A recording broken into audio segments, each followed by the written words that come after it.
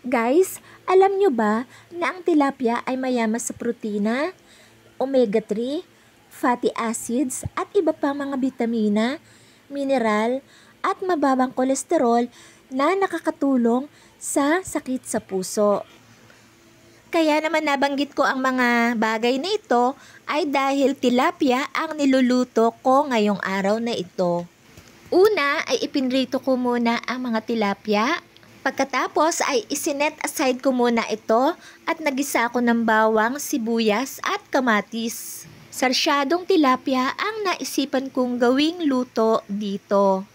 And after na malutong mabuti ang kamatis at lumabas na ang mga katas nito, ay nilagyan ko ito ng konti lang tubig para gawing sabaw ng gagawin kong sarsyado.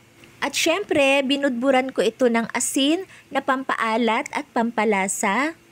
At ganon din ng pamintang durog. Kasi yan ang mga nagpapasarap sa ating mga lutuin. And then, hahaluin ko ng hahaluin para mag-blend ang kanilang lasa. At pinakahuli kong inilagay ang itlog. Hindi syempre kompleto ang sarsyado kung walang itlog.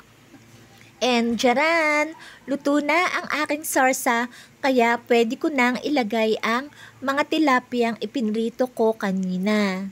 Healthy and yummy ito guys, kaya habang mainit ay ihain na sa mesa. Thank you everyone for watching!